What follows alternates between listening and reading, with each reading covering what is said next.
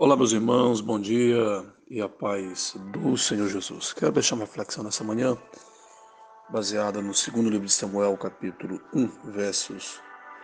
segundo livro de Samuel, capítulo 2, verso 35 ao 36, que diz: E eu suscitarei para mim um sacerdote fiel, que fará segundo o que está no meu coração e na minha mente. Edificar-lhe-ei uma casa duradoura, e ele andará sempre diante do meu ungido.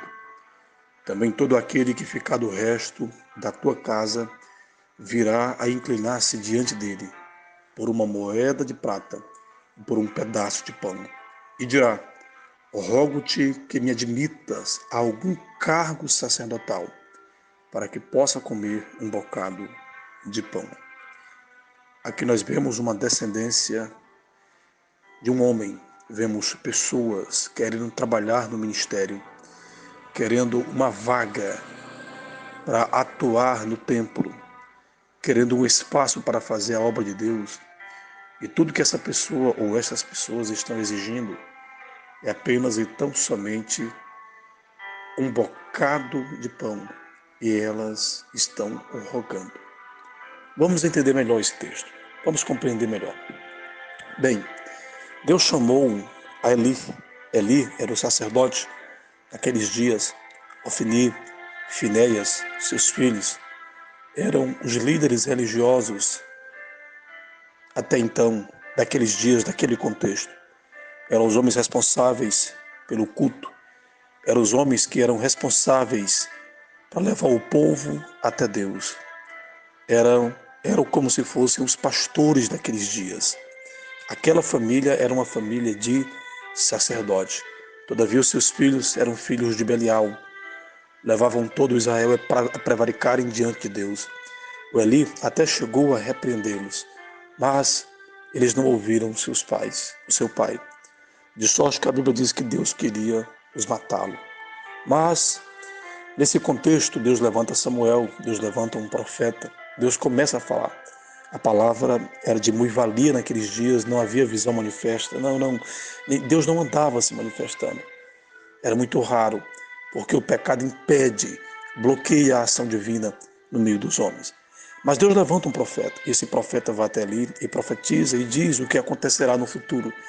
E Deus, por boca do profeta, diz que irá substituir Eli, irá substituir os seus filhos. E Deus diz: Olha, Eli, eu vou suscitarei para mim um sacerdote fiel. A tua família perdeu o fio da meada, já não são mais fiéis. E esse sacerdote que eu vou levantar fará segundo o que está no meu coração e também na minha mente. Eu vou edificar para ele uma casa duradoura, e ele andará para sempre na presença ou diante do meu ungido. E no verso 36 fica uma palavra para os descendentes de Eli. Vejam, Eli era o líder espiritual, os seus filhos eram os líderes espirituais. Eram os homens que ganharam espaço na obra de Deus, mas não valorizaram, não deram valor. Assim são muitos em nossos dias. Deus chama, tem ministério, Deus quer usar, aceitou Jesus como Salvador, são auxiliares, ou são obreiros, ou um líder de vocal. Pessoas que Deus chamou para fazer sua obra, mas muitos não dão valor. Muitos não querem. Muitos só vão quando o líder espiritual, o pastor chamar, alguém pegar no pé, fazem as coisas relaxadamente. Muitos não têm interesse. Assim era a família de Eli. Pecaram, prevaricaram, caíram em fraqueza, em debilitações, ficaram espiritualmente frios e não amavam mais as coisas de Deus, não valorizavam mais o culto, não valorizavam mais o sacrifício a Deus. Por isso Deus diz que vai levantar um sacerdote fiel que fará segundo aquilo que está no seu coração e na sua mente.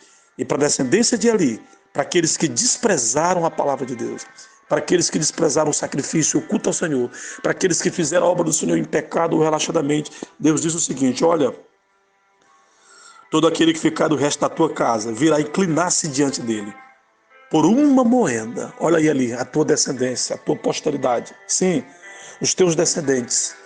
Eles vão se curvar diante desse líder espiritual. Vejam, inclinar-se-ão por uma moeda de prata ou por um pedaço de pão. Vejam, a descendência de Eli, os descendentes de Eli iriam curvar-se diante desse homem, do sacerdote fiel, pedindo uma vaga no templo, pedindo um espaço na obra de Deus.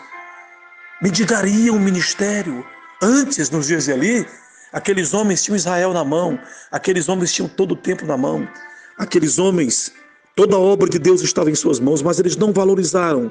E agora a sua descendência está clamando, está mendigando o ministério, dizendo: olha, eu quero o ministério, por um pedaço de pão, por uma moeda. Rogo-te que me admitas a algum cargo sacerdotal, para que possa comer um bocado de pão. A descendência daquele homem passaria fome. A descendência daquela família seria mendiga.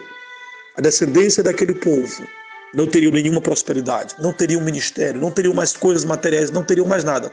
A descendência daquele homem seria amaldiçoada. E agora Deus está dizendo, como prova disso, que eles clamariam por um ministério, rogariam por um ministério, chorariam, implorariam por um ministério. E eles não queriam muita coisa, queriam uma moeda, ou pelo menos um pedaço de pão para comerem, para se alimentarem. Sabe o que eu aprendo com isso? Valorize o ministério que Deus te deu. Valorize o fato de Jesus ter te salvado. Valorize, faça a obra de Deus, evangelize, pregue, ore, cante, leia a Bíblia.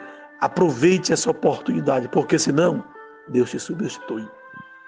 Deus coloca outro em seu lugar. Deus levanta alguém fiel para lhe substituir. Aqueles que não valorizam a obra de Deus, você que é salvo hoje, que está na sua família, você pode ser uma bênção para a sua família se você fizer segundo aquilo que está no coração de Deus ou segundo aquilo que está na mente de Deus. Mas você pode ser uma maldição ou um atraso para a sua família se você for infiel e se você não fizer segundo aquilo que está no coração de Deus. Você pode amaldiçoar a sua posteridade, você pode amaldiçoar a sua descendência. Por quê? Porque eles não conhecerão o Evangelho, ou porque a oportunidade que Deus está te dando hoje, aleluia, pode ampliar, estender a tua casa.